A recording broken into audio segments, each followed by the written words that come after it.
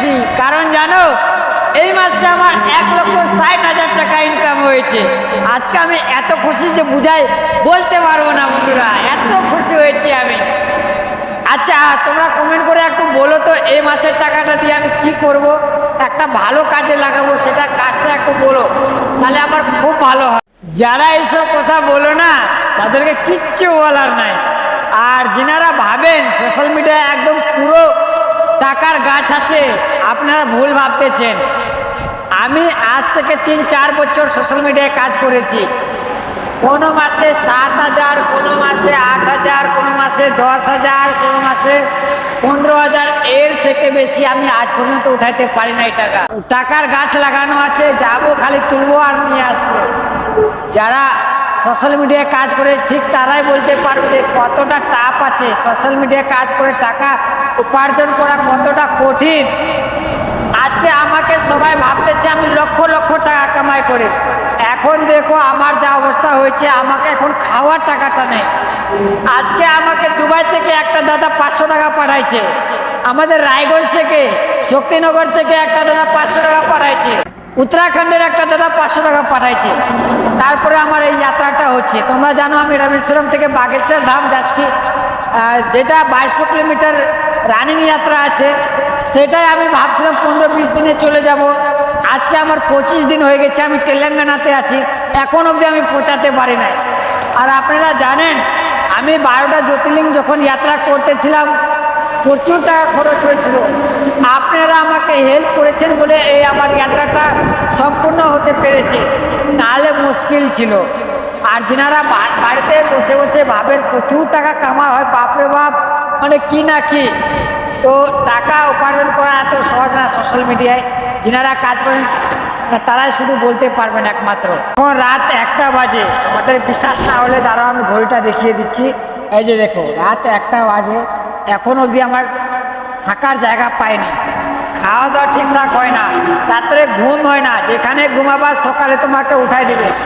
এখন রাত 1টা বাজে, সকাল 5টার দিকে তোমাকে উঠাই দিবে, তোমাকে ঘুমাইতে দিবে না। এত সহজ না। যতটা আমরা মনে করি 12টা জ্যোতির্লিঙ্গ 4টা ধাম যতটা সহজ মনে হচ্ছে, যে শুনে নিলাম 12টা জ্যোতির্লিঙ্গ পায়ে হেঁটে দর্শন করলো, এতটা সহজ না। রাত দিন এক করে হাঁটতে হয়, তারপরে 12টা জ্যোতির্লিঙ্গ দর্শন করতে পারি। এই যে এখন আমি রাস্তার মাঝখানে বসে আছি, ঘুমানোর জায়গা পাচ্ছি না। এত সহজ 12টা জ্যোতির্লিঙ্গ 4টা ধাম দর্শন করা, রাত দিন এক করে হাঁটতে হয়। 15-20টা জুতা আমি একদম ক্ষয় হয়ে গেছি, এপার থেকে ওই পার হয়েছি, দেখা যাচ্ছে এইরকম শেষ করেছি। এই আমি 2200 কিলোমিটার যেটা রানিং যাত্রা আছে, আমার একটা শু পুরো একদম খতম হয়ে গেছে, এতটা ক্ষয় হয়ে গেছে, চলতে চলতে পুরো ফুটা হয়ে গেছে। আর একটা জুতা লাগবে, এত সহজ না। এখন রাত 1টা বাজে, ঘুমানোর জায়গা পাচ্ছি না। কখনো কখনো আমি নিজেই ভাবি কেন এগুলো করতেছি, এগুলো করে কি হবে। আবার ভিতরে একটা মন বলে না চল দর্শন করে আসি। জানি না বারবার আমি কেন এই ভক্তি লাইনে আসতেছি, আমি নিজেও জানি না। কিছু তো একটা শক্তি আছে যে আমাকে বারবার টেনে নিয়ে আসতেছে, আমি নিজেও জানি না।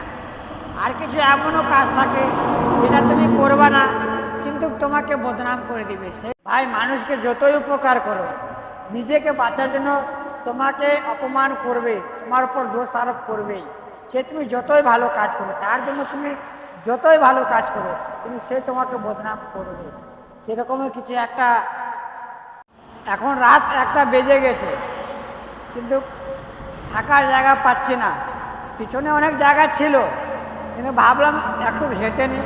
সারাদিন এত রৌদ্র, রাত্রে একটু ঠান্ডা ভালো লাগে হাঁটতে, তাই ভাবলাম সামনে তো জায়গা পাবো।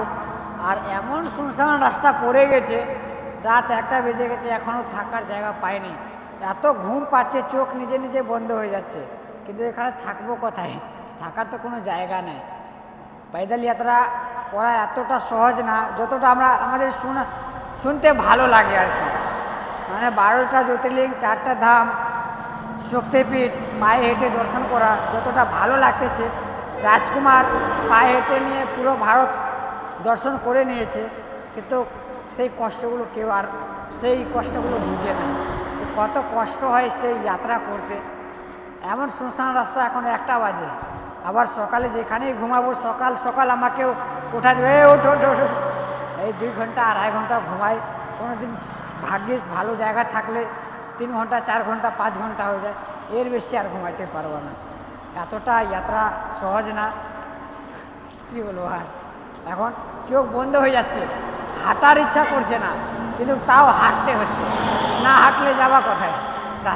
রাস্তার মধ্যে ঘুমাবা, কোনো উপায় নাই, তোমাকে হাঁটতে হবে। সে দুই ঘন্টা লাগুক 3 ঘন্টা লাগুক, কোথাও না কোথাও জায়গা পাইলে তবে ঘুমাইতে পারবা, তাছাড়া কোনো পথ নাই।